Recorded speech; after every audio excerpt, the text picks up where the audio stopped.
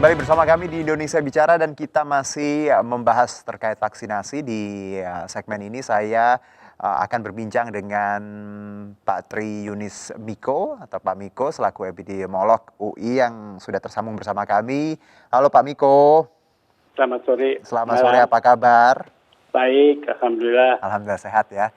Ini Pak Miko, Ya. kita sudah berapa kali nih ya Zoom call, Skype ini. Semoga nggak bosen-bosen karena kita ingin mengedukasi masyarakat lagi-lagi terkait COVID-19 dan kita tahu kalau kemarin-kemarin kita bicara bagaimana PSBB dan segala macam. Nah, kalau di perjumpaan kita kali ini saya akan coba bicara vaksin dan efektivitasnya.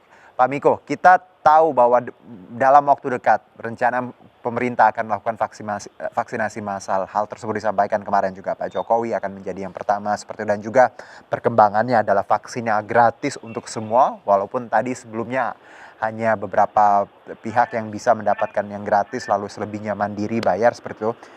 Pendapat Anda Pak Miko, apa yang harus menjadi catatan pemerintah di langkah awal nanti untuk vaksinasi? Jadi vaksinasi di Indonesia harusnya punya roadmap, ya begitu gratis gitu atau dinyatakan public good, juga ada pernyataan tertulis dari pemerintah, baik itu dari Departemen Kesehatan atau Kementerian Kesehatan, dinyatakan bahwa vaksin akan digratiskan atau merupakan public good. Jadi vaksin dan obat itu bisa saja dinyatakan sebagai public good dengan pertimbangan tertentu begitu. Okay. Apakah ini dalam upaya penanggulangan COVID-19 sampai hilang di Indonesia begitu, gratisnya atau public good-nya dianggap public good obat atau vaksin. Kemudian bagaimana rencana jangka pendek dan jangka menengahnya, terus jangka panjangnya seperti apa. Jadi jangan kita bicara tahun depan begitu. Tahun depan akan dilakukan vaksinasi gratis. Enggak seperti itu.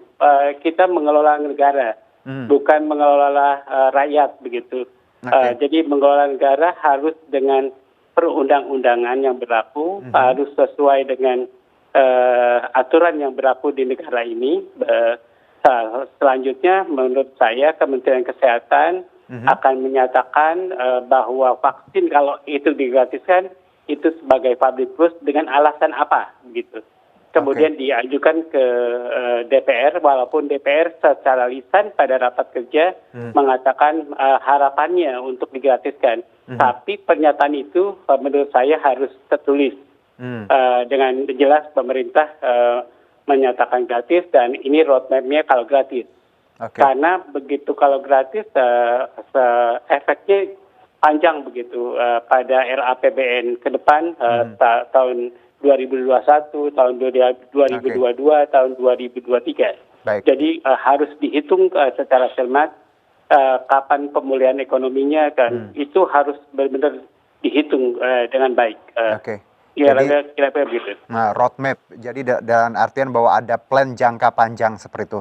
Tidak bicara suntik kelar gitu, karena kita tahu tidak semudah itu. Nah, kalau dari pernyataan tadi Pak Miko bahwa sebenarnya kalau kita berandai-andai setelah vaksinasi kita pun sebelumnya belum bisa ya untuk kembali hidup seperti sebelum pandemi. Jadi ada mungkin butuh waktu bertahun-tahun setelah vaksin atau seperti apa Pak Miko?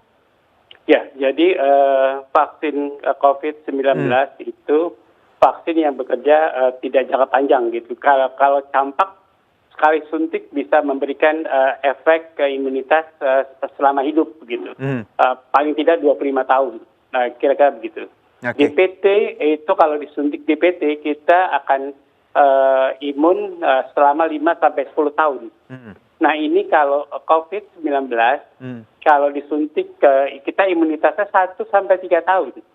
Jadi bayangkan kalau 1 tahun lagi kita akan suntik lagi atau 1,5 tahun atau 2 tahun kita akan suntik lagi begitu untuk mendapatkan herd immunity.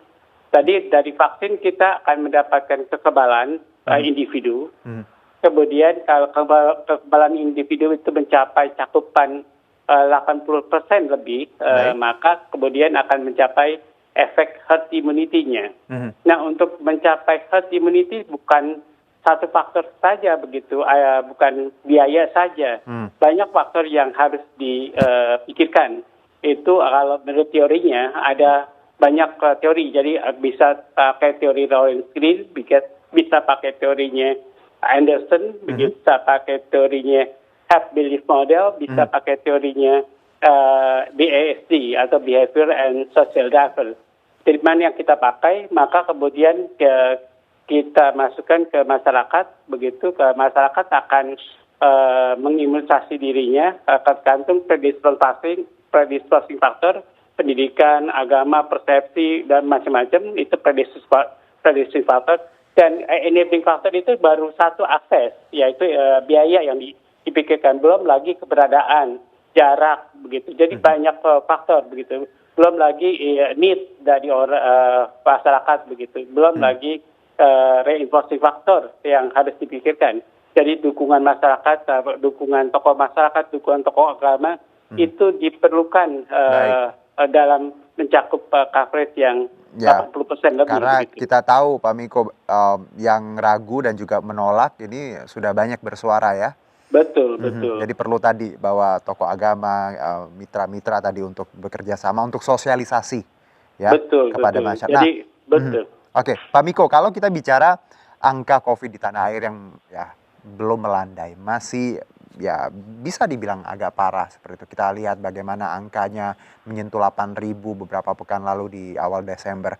Apakah langkah vaksinasi ini sebaiknya menunggu dulu angka ini melandai? Karena ada beberapa pihak menyebutkan bahwa percuma vaksinasi tapi angka COVID masih tinggi di tanah air. Ya, saya sudah melakukan modeling. Jadi kalau vaksin efikasinya benar 90% begitu, kemudian kita melakukan vaksinasi pada Januari ini 10 juta dosis begitu, dan Juni adalah 100 juta dosis. 10 juta dosis tidak banyak menurunkan kasus pertambahan kasus COVID di Indonesia. Jadi dari sekarang 6.000-an paling turun sekitar 500 begitu, 5.500. Tapi nanti Juni 100 juta dosis akan menurunkan banyak. Jadi dari 6.000-an atau 5.000-an itu akan turun menjadi 2.000-an atau 2.500, setengahnya turun kasus hariannya. Baru Desember 2021 itu akan melakukan suntikan 200 juta dosis. Itu akan turun sampai di bawah 1.000 atau 1.000 ke bawah. Jadi bayangkan kalau kasus itu menjadi 1.000 ke bawah. Jadi harus divaksinasi karena vaksinasi akan menimbulkan efek herd immunity, akan menyebabkan akan menyebabkan imunitas pribadi atau individu. Kalau semuanya recover akan menyebabkan herd immunity dan kasus baru akan turun sampai di bawah 1.000 pada Desember 2021. Itu kalau catatan. Kalau 80 atau 70% lebih penduduk kita sudah divaksin ya? Iya betul. Oke, jadi di angka 80% ya. Kalau masyarakat sudah divaksin itu herd immunity-nya baru berhasil. Dan saya nggak bisa ngebayangin kalau nanti kita ada diumumin itu angkanya di bawah 1.000 atau 2.000, itu bahagianya gimana ya Pak Miko? Betul. Karena Jadi kita tahu semuanya struggle untuk saat ini Pak Miko di banyak lini ya. Ya, tapi itu tidak selesai pada tahun ini begitu. Jadi kalau kasus kita masih seribuan, berarti kita akan memvaksinasi lagi jadi tahun depan atau 2022 ekspektasi kita atau 2023 begitu. Oke, jadi kalau untuk menyentuh angka tadi di bawah 2.000 atau zero ya atau ratusan lah, itu tidak mungkin di 2021 ya? Enggak mungkin. Perkiraan saya turun 1.000-an kasus atau di bawahnya. Baik, Pak Miko, setelah vaksinasi Pak Miko, apa yang harus kita lakukan selanjutnya? Ya, setelah vaksinasi kan kita berupaya untuk penanggulangan kasus COVID-19 agar penyakit ini hilang begitu dari bumi Indonesia begitu. Jadi harus dilanjutkan vaksinasinya dan harus partisipasi masyarakatnya meningkat. Nah, untuk meningkatkan partisipasi masyarakat tadi, Mas, berarti kita harus pakai teori. Untuk meningkatkannya, baik itu credit sourcing faktornya harus dijelaskan kepada masyarakat semuanya, kemudian baik yang pendidikannya rendah maupun yang pendidikan tinggi, maupun yang punya persepsi salah maupun yang punya persepsi benar, harus diluruskan begitu semuanya. Yeah. Kemudian enabling faktornya harus didekatkan pelayanannya pada masyarakat begitu. Biaya harus ditekan serendah-rendahnya begitu. Yeah. Kemudian semua tokoh masyarakat, baik itu tokoh agama, baik itu tokoh masyarakat, semua tokoh terlibat, kemudian berupaya mendorong masyarakat untuk imunisasi. Nah, itu baru selesai begitu. Baik, Pak Miko, terima kasih atas waktunya. Senang sekali berbincang, punya dapat insight baru, dan juga masyarakat dan penonton juga at least punya pengetahuan baru. Kita jadi sama-sama belajar, sama-sama mengedukasi ya Pak Miko ya. Iya, sama-sama. Ya, terima kasih Pak Miko, sehat-sehat, selamat bertugas kembali. Ya. Terima kasih.